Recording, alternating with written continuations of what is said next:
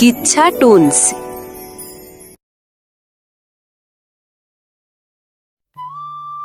বহু বছর আগের কথা। এক ছোট্ট গ্রামে বাস করত হাসান নামের এক কাঠুরে যুবক ও তার জীবন সংগ্রামের সাথী আয়েশা। জীবন সংগ্রামে ক্লান্ত হলেও হাসানের চোখে ছিল গভীর আশা। অভাবের সংসার, তার জঙ্গল থেকে কাঠ কেটে বাজারে বিক্রি করেই চলত তাদের জীবন। হাসানের সম্পদ ছিল তার পরিশ্রম আর তার অন্তরের ঈমান। অভাব তাকে দুর্বল করতে পারেনি, বরং তাকে আরও শক্ত করেছিল আল্লাহর ওপর ভরসায়। তার স্ত্রী আয়েশা ছিল এক সৎ নারী। গরিব হলেও তার চরিত্র ছিল মহৎ।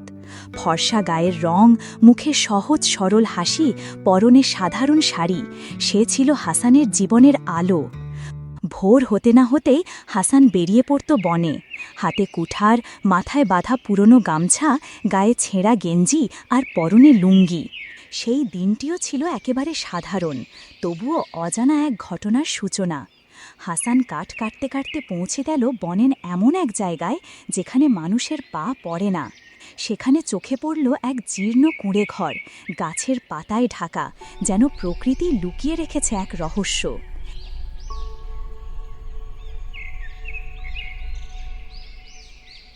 ভেতরে গিয়ে সে দেখতে পেল এক ছোট কাঠের বাক্স।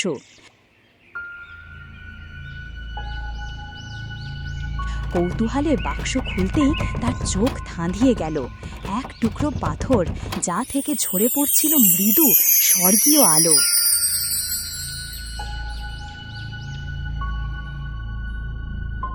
আল্লাহ ছাড়া আর কেউ রিজিক দিতে পারে না। এই পাথর হয়তো তারই রহমতের কোনো নিদর্শন। এই পাথরের কোনো শক্তি থাকতে পারে, যদিও এটা দেখতে অনেক সুন্দর, তাই সাথে করে নেওয়া যায়।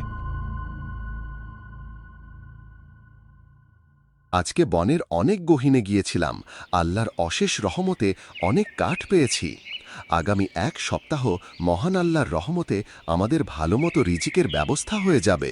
তোমাকে অনেক কষ্ট করতে হয়, আল্লাহর রহমতে আমাদের এই দিন একসময় গুছাবে। আলহামদুলিল্লাহ। ওহ, তোমাকে বলতে ভুলে গেছি, আজকে আমি অদ্ভুত এক পাথর পেয়েছি। যদিও আমি এসব বিশ্বাস করি না, তবে মনে হচ্ছে এটা জাদুর কোনো পাথর হবে। হাসান, এটা যদি সত্যিই কোনো জাদুর পাথর হয়, তাহলে আমাদের ভাগ্য বদলে যাবে। আল্লাহর ইচ্ছা ছাড়া কোনো জিনিসই আমাদের ভাগ্য বদলাতে পারে না আয়েশা। তবে দেখা যাক এতে আল্লাহ কি রেখেছেন। সেদিনের পর থেকে হাসান একটা অদ্ভুত জিনিস লক্ষ্য করত।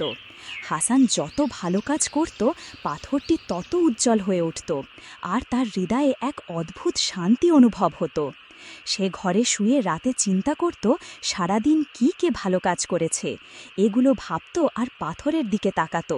পাথরটি যেন দিনে দিনে আরও আলোকিত হয়ে উঠছে। আমাকে এই পাথরের রহস্যটা বের করতে হবে। পরের দিন হাসান বাজারে গিয়ে অন্য কাঠ ব্যবসায়ীদের দিকে খুব বাজেভাবে তাকালো এবং হিংসা করল। সে বলতে লাগল, আমার কাঠ এত ভালো হওয়া সত্ত্বেও তাদের আমার থেকে বেশি বিক্রি হয়। তাদের ব্যবসা ধ্বংস হোক।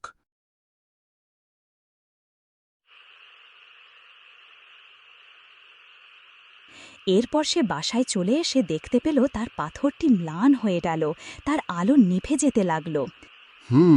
তাহলে এই পাথরের রহস্য এটাই, সে আমাকে ভুল আর ভালো কাজের দিক নির্দেশনা দিচ্ছে। যদিও এটাই আমার জন্য সবচেয়ে বড় সম্পদ। আমিও আল্লাহর পথেই থাকতে চাই, এটা আমার ভালো কাজেই লাগবে মনে হচ্ছে। সেই দিনের পর হাসান আর পেছনে তাকায়নি। সে আরও নেক আমলে মনোনিবেশ করল, দরিদ্রদের খুঁজে তাদের পাশে দাঁড়াল। সে সৎভাবে ব্যবসা করতে লাগল এবং আল্লাহর প্রতি সন্তুষ্ট থাকল। আয়েশা হয়ে উঠল হাসানের শক্তি ও সাহস সাথী। দুজন একসাথে মানুষের সেবায় নিবেদিত হল। আল্লাহ তার দয়ায় হাসানের ব্যবসায় বরকত দিলেন। তার কাঠ ভালো দামে বিক্রি হতে লাগল, লোকজন তাকে বিশ্বাস করতে লাগল। কিন্তু সবচেয়ে বড় পুরস্কার ছিল আল্লাহর নৈকট্য ও অন্তরের প্রশান্তি।